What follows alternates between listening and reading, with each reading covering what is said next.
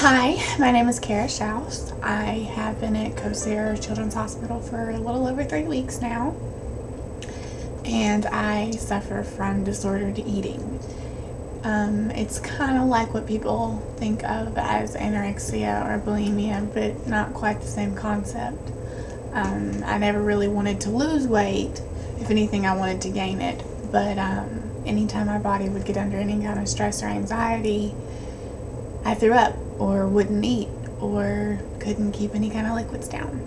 So it was a hard battle. From before I was in Kosar, I was in UK hospital. I've been in and out of the hospital for about 5 months now.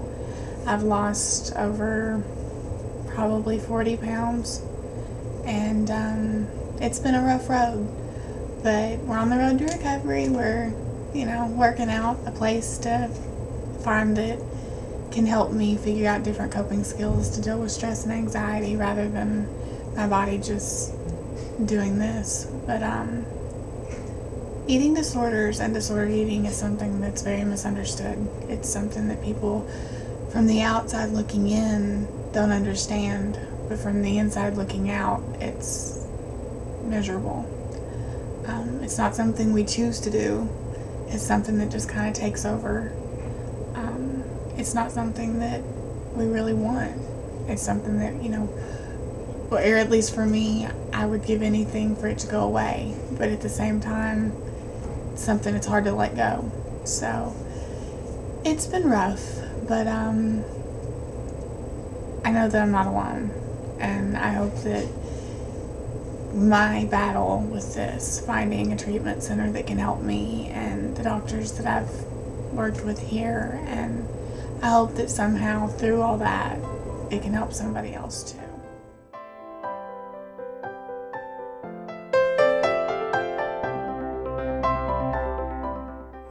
We've been dealing with it for a long time, and it's going on 5 months now. And we could see within Kara that this is not something she was choosing for herself, but it was something that kind of took over.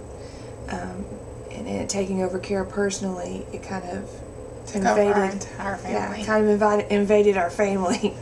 So as a family, we are helping her deal with the situation. And I would encourage anyone out there who feels like they have this disorder, whether it be anorexia or bulimia or panic anxiety type situations like Kara has, that you find somebody that you can trust.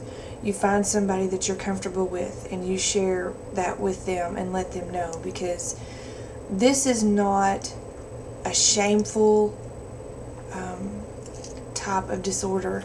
But it feels like it a lot of times, as young people, or I'm sure as even adults, you feel like people look at you like you're crazy when you talk about it, or if you admit to it, you feel like they look at you like you're just insane, because it doesn't make sense to want to throw up or to purge or to restrict yourself from eating. That doesn't make sense. Even to us, it doesn't make sense. But that's not what we're trying to do. It's not a conscious choice that we're making. It's a choice that our body makes for us, and it feels like we don't have any control. But because of that, we know how people look at us, and we know the judgment that comes along with it, and because of that, it makes it very difficult to want to talk to anybody about it or admit any part of it. I think it could be the same way for the families too, because as a mom, I've tried to help Kara every way that I knew how, physically, mentally, spiritually. We as a family have tried to deal with this from every aspect. Of course, we have put our spiritual faith out front, because we believe that God is a healer and that He has already healed Kara from this. But walking out her miracle has been a team effort. And we have had some wonderful doctors at Kosar Children's Hospital that have been willing to help us in this process. They've encouraged us in our faith. They've encouraged Kara physically to work towards understanding what's going on with her and finding the right resources. whether it be counseling with her pastor, her youth pastor, or whether it be counseling with other individuals, a psychiatric team or a psychology team.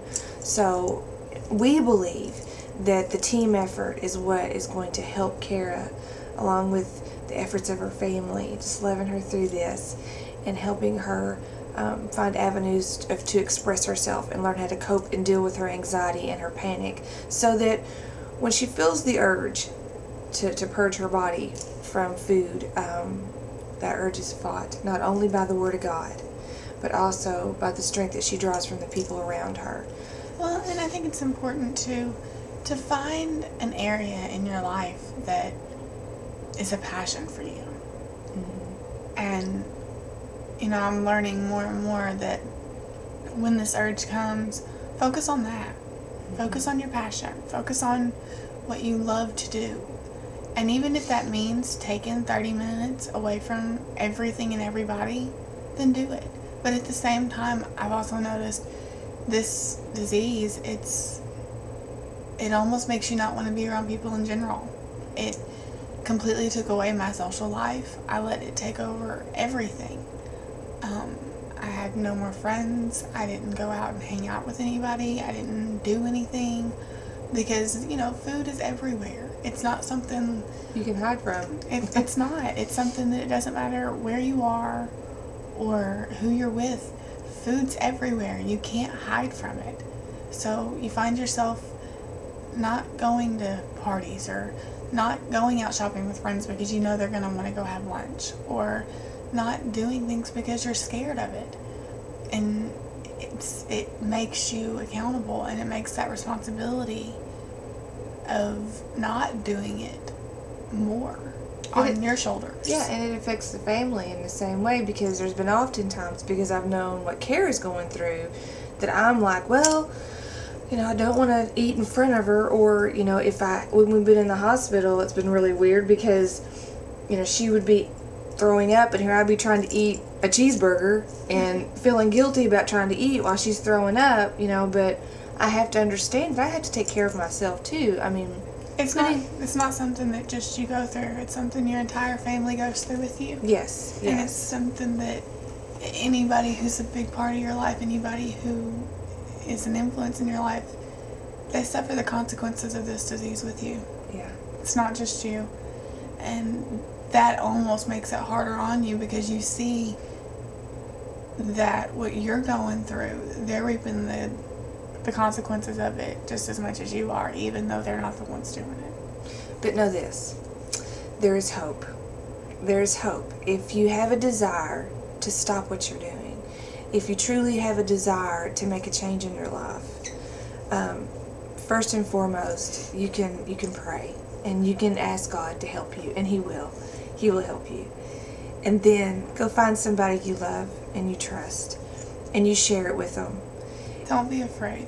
Right. Don't be afraid, because the quickest road to recovery is acknowledging what's going on with you and your body, because you're the only one that really knows. It will be hard for people to understand at first, but be confident in this thing. God understands, and He will make sure there's someone in your life that will help you walk through this.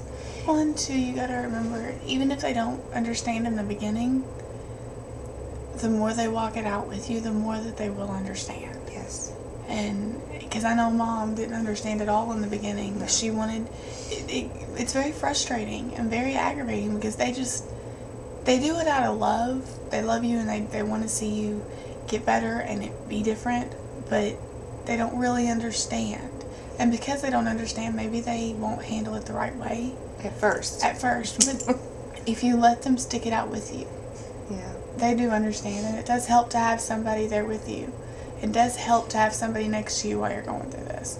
It makes it a lot easier than trying to do it alone, because, to be honest, I don't know that anybody could fight this disease on their own. Right. I don't think anybody really,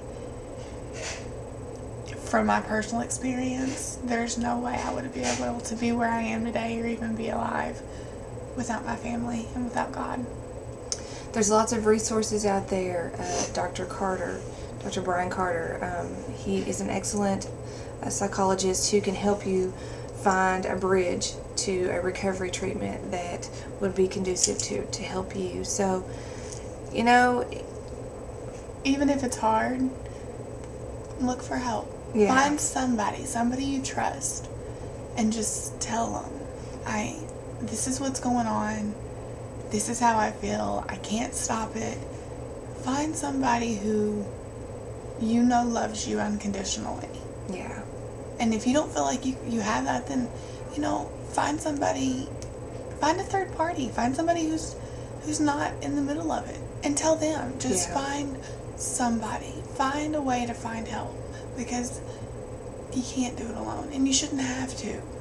Just find somebody to confide in, and that'll stand beside you even though they may not understand it. Yeah, and together as a team, you can beat anything. You can beat it. Kick it in the butt. Just be blessed and know that there are people who are out there that understand what you're going through, and they want to help. And you're definitely not the only one going through it. Oh, no, we're not the only one. There's a lot of books and movies, and while I've been here at COSAIR, there was a young lady that actually helped me with this, and it was awesome to be able to talk to somebody who I knew understood mentally what was going on with me, that it wasn't a choice. And she even helped my mom understand more of what was going on. And so know that you're not alone. And there are so many other people out there that go through the same thing and are dealing with the same things as we are. You just got to find them. And you got to have the courage to stand up and say, I'm one of those people. And then somebody will find you and say, I was there too. Yeah. You may not know where it has started, but you can definitely determine when it ends. So, Thanks. Thank you.